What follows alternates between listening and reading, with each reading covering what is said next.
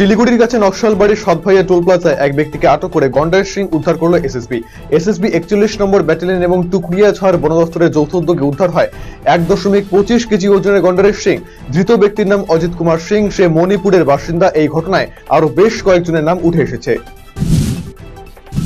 এক যুবকের মৃতদেহ উদ্ধারের ঘটনায় চাঞ্চল্য উত্তর দিনাজপুর জেলার চোপড়ার ভরতগঞ্জ এলাকায়।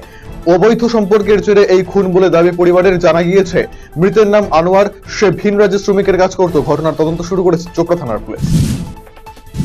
জবরদখল উচ্ছেদে রবিবার অভিযান চালালো মালদার ইংরেজবাজার পৌরসভা। এদিন মালদা শহরের মকদমপুর বাজার সংলগ্ন এলাকায় জবরদখল উচ্ছেদ অভিযান চালানো হয় পৌরসভার পক্ষ থেকে। পৌর প্রধান কৃষ্ণেন্দু নারায়ণ চৌধুরীর নেতৃত্বে চলে এই অভিযান। যানজট মুক্ত এবং জবরদখল উচ্ছেদ করার লক্ষ্যে লাগাতার অভিযান চলবে বলে জানানো হয়েছে ইংরেজবাজার পৌরসভার তরফে। আর মাত্র কদিন বাদই অনুষ্ঠিত হতে চলেছে রায়গঞ্জ বিধানসভার উপনির্বাচন, যাকে ঘিরে রাজনৈতিক দলগুলোর তৎপরতা তুঙ্গে।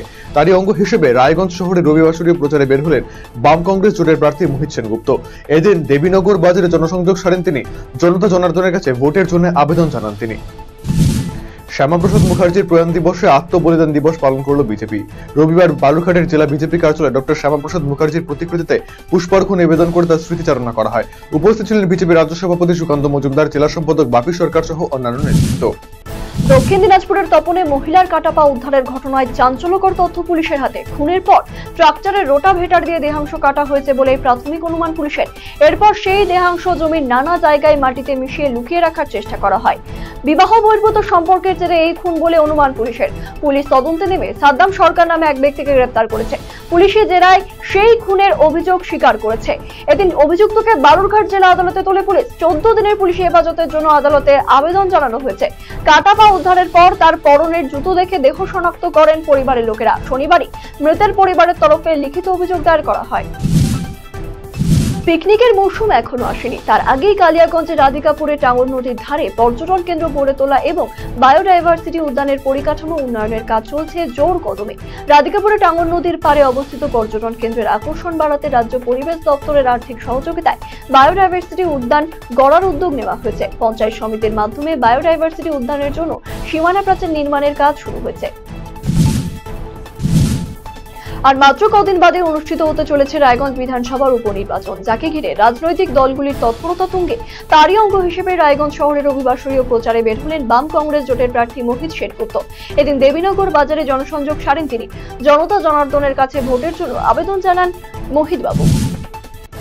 রায়গঞ্জ বিধানসভার উপনির্বাচনকে সামনে রেখে সমস্ত রাজনৈতিক দল প্রচারের ময়দানে নেমে পড়েছে। একই ছবি তৃণমূল কংগ্রেস দলেরও।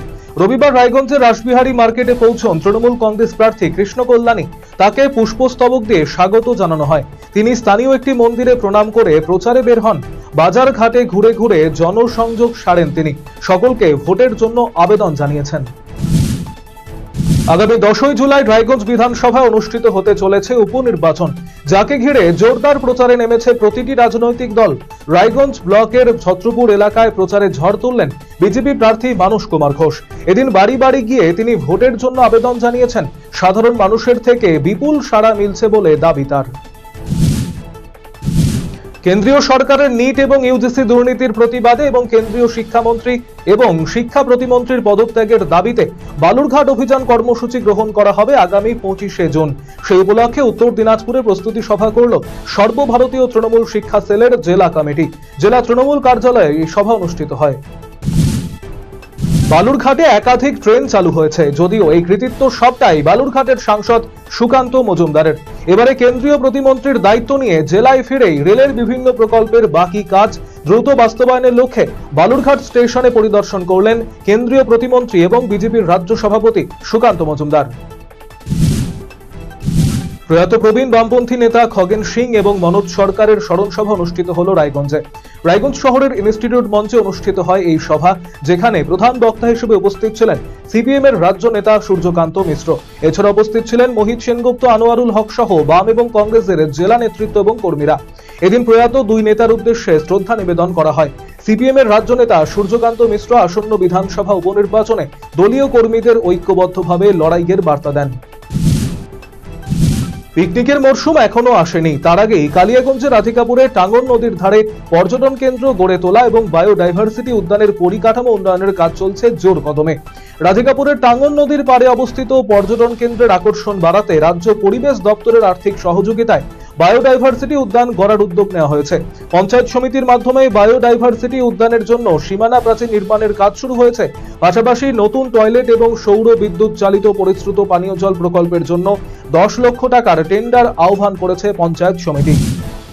পিকনিকের মরশুম এখনো আসেনি, তার আগেই কালিয়াগঞ্জের রাধিকাপুরে টাঙ্গন নদীর ধারে পর্যটন কেন্দ্র গড়ে তোলা এবং বায়োডাইভার্সিটি উদ্যানের পরিকাঠামো উন্নয়নের কাজ চলছে জোর কদমে। রাধিকাপুরে টাঙ্গন নদীর পাড়ে অবস্থিত পর্যটন কেন্দ্রের আকর্ষণ বাড়াতে রাজ্য পরিবেশ দপ্তরের আর্থিক সহযোগিতায় বায়োডাইভার্সিটি উদ্যান গড়ার উদ্যোগ গ্রহণ করা হয়েছে। পঞ্চায়েত সমিতির মাধ্যমে বায়োডাইভার্সিটি উদ্যানের জন্য সীমানা প্রাচীর নির্মাণের কাজ শুরু হয়েছে। পাশাপাশি নতুন টয়লেট এবং সৌর বিদ্যুৎ চালিত পরিশ্রুত পানীয় জল প্রকল্পের জন্য 10 লক্ষ টাকার টেন্ডার আহ্বান করেছে পঞ্চায়েত সমিতি। শ্যামাপ্রসাদ মুখার্জির প্রয়াণ দিবসে আত্মবলিদান দিবস পালন করল বিজেপি। রবিবার বালুরঘাটে জেলা বিজেপি কার্যালয় ডক্টর শ্যামাপ্রসাদ মুখার্জির প্রতিকৃতিতে পুষ্পার্ঘ্য নিবেদন করে তার স্মৃতিচারণা করা হয়। উপস্থিত ছিলেন বিজেপির রাজ্য সভাপতি সুকান্ত মজুমদার, জেলা সম্পাদক বাপি সরকার সহ অন্যান্য নেতৃত্ব। বিজেপির রাজ্য সভাপতি সুকান্ত মজুমদার জানিয়েছেন, ডক্টর শ্যামাপ্রসাদ মুখার্জির প্রয়াণ দিবসকে আত্মবলিদান দিবস হিসেবে সারা রাজ্যে বিজেপি কর্মীরা পালন করছে। তারই অঙ্গ হিসেবে এই জেলাতেও বিজেপির কার্যালয় দিনটি পালন করা হলো। আর মাত্র কদিন বাদে অনুষ্ঠিত হতে চলেছে রায়গঞ্জ বিধানসভার উপনির্বাচন, যাকে ঘিরে রাজনৈতিক দলগুলির তৎপরতা তুঙ্গে। তারই অঙ্গ হিসেবে রায়গঞ্জ শহরে রবিবাসরীয় প্রচারে বের হলেন বাম কংগ্রেস জোটের প্রার্থী মোহিত সেনগুপ্ত। এদিন দেবীনগর বাজারে জনসংযোগ সারেন তিনি। জনতা জনার্দনের কাছে ভোটের জন্য আবেদন জানিয়েছেন। রায়গঞ্জ বিধানসভার উপনির্বাচনকে সামনে রেখে সমস্ত রাজনৈতিক দল প্রচারের ময়দানে নেমে পড়েছে। একই ছবি তৃণমূল কংগ্রেস দলেরও। রবিবার রায়গঞ্জের রাসবিহারী মার্কেটে পৌঁছন তৃণমূল কংগ্রেস প্রার্থী কৃষ্ণ কল্যাণী। তাকে পুষ্পস্তবক দিয়ে স্বাগত জানানো হয়। তিনি স্থানীয় একটি মন্দিরে প্রণাম করে প্রচারে বের হন। বাজার ঘাটে ঘুরে ঘুরে জনসংযোগ করেন। সকলকে ভোটের জন্য আবেদন জানিয়েছেন। আগামী 10ই জুলাই রায়গঞ্জ বিধানসভায় অনুষ্ঠিত হতে চলেছে উপনির্বাচন, যাকে কেন্দ্র করে জোরদার প্রচারে নেমে পড়েছে প্রতিটি রাজনৈতিক দল। রবিবার রায়গঞ্জ ব্লকের ছত্রপুর এলাকায় প্রচারে ঝড় তুললেন বিজেপি প্রার্থী মানস কুমার ঘোষ। এদিন বাড়ি বাড়ি গিয়ে তিনি ভোটের জন্য আবেদন জানিয়েছেন। সাধারণ মানুষের থেকে বিপুল সাড়া মিলছে বলে দাবি তার। জুনিয়র ফুটবলারদের কথা মাথায় রেখে জেলা ক্রীড়া সংস্থার আয়োজনে রায়গঞ্জ স্টেডিয়ামে চলছে জুনিয়র ফুটবল লিগ। রবিবার স্বর্গীয় রথীন্দ্রনাথ সরকার জুনিয়র ফুটবল লিগে পরস্পরের মুখোমুখি হয় উত্তর দিনাজপুর ডিএসএ কোচিং ক্যাম্প বনাম ছত্রপুর জুনিয়র একাদশ। এদিনের লিগের খেলায় 3-1 গোলে ছত্রপুর জুনিয়র একাদশের বিরুদ্ধে জয় পায় Uttar Dinajpur DSA coaching camp. BJP toto union খোলাকে কেন্দ্র করে ধুন্ধুমার পরিস্থিতি। বিজেপি টোটো ইউনিয়ন এবং তৃণমূল পরিচালিত ই-রিকশা টোটো ইউনিয়নের কর্মীদের মধ্যে তুমুল বচসা এবং হাতাহাতি। ঘটনাকে কেন্দ্র করে তীব্র উত্তেজনা গাজলের কদুবাড়ি মোড় এলাকায়। বিজেপির 2 টোটো চালককে মারধরের অভিযোগ উঠল তৃণমূল পরিচালিত টোটো ইউনিয়নের কর্মীদের বিরুদ্ধে। অন্যদিকে অভিযোগ অস্বীকার করে পাল্টা বিজেপি টোটো ইউনিয়নের বিরুদ্ধে অতর্কিত হামলা করার অভিযোগ আনছে তৃণমূল। ঘটনার খবর পেয়ে তড়িঘড়ি ঘটনাস্থলে পৌঁছয় গাজল থানার বিশাল পুলিশ বাহিনী এবং কেন্দ্রীয় বাহিনীর জওয়ানেরা। তাদের হস্তক্ষেপে পরিস্থিতি নিয়ন্ত্রণে আসে। বন দপ্তরের অনুমতি ছাড়াই প্রকাশ্যে দিবালোকে চলছে আম গাছ কাটা। ঘটনায় তীব্র চাঞ্চল্য ছড়িয়েছে মালদার চাঁচল 1 নম্বর ব্লকের কলি গ্রামের নিমতলা এলাকায়। গাছ কাটার খবর পেতেই সেখানে আসেন বন দপ্তরের আধিকারিকেরা। যদিও কাউকে গ্রেফতার করা সম্ভব হয়নি, তবে গাছ কাটার কোনো অনুমতিপত্র না দেখাতে পারায় কাটা গাছগুলি বাজেয়াপ্ত করা হয়েছে বন দপ্তরের তরফে। প্রাক্তন বিধায়ক স্বর্গীয় রামপ্রবেশ মণ্ডলের 6ষ্ঠ মৃত্যুবার্ষিকীতে মানিকচকের কৃতি ছাত্রছাত্রীদের সম্বর্ধনা প্রদান অনুষ্ঠান অনুষ্ঠিত হল রবিবার বিকেলে।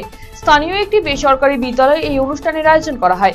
এদিনের এই কর্মসূচিতে উপস্থিত ছিলেন মানিকচকের বিধায়ক সাবিত্রী মিত্র, বিশিষ্ট সমাজসেবী বিশ্বজিৎ মণ্ডল, মালদা জেলা পরিষদের কর্মাধ্যক্ষ কবিতা মণ্ডল, মানিকচক পঞ্চায়েত সমিতির সভাপতি পিঙ্কি মণ্ডল সহ বিভিন্ন স্কুলের শিক্ষক, পড়ুয়া এবং এলাকার বিশিষ্টজনেরা। প্রকাশ্য দিবালোকে নকশালবাড়ি রায়পাড়ায় চুরির ঘটনায় চাঞ্চল্য ছড়ালো রবিবার। জানা গিয়েছে, এদিন নকশালবাড়ি রায়পাড়া নেপালি স্কুলের পাশে এক বাড়িতে চুরির ঘটনা ঘটে। নগদ টাকা, স্বর্ণ অলংকার সহ নানা জিনিসপত্র নিয়ে চম্পট দেয় চোরের দল। এদিন দুপুরে বাড়িতে কেউ না থাকার সুযোগ নিয়ে চোরের দল এই কাণ্ড ঘটিয়েছে বলে জানা গিয়েছে। স্থানীয় বাসিন্দাদের দাবি, নকশালবাড়ি এলাকা জুড়ে ব্রাউন সুগার সহ নেশার সামগ্রীর বাড়বাড়ন্ত হওয়ার ফলে এই চুরির ঘটনা ঘটেছে। অপরদিকে ঘটনার খবর পেয়ে নকশালবাড়ি থানার পুলিশ ঘটনাস্থলে পৌঁছে তদন্ত শুরু করেছে।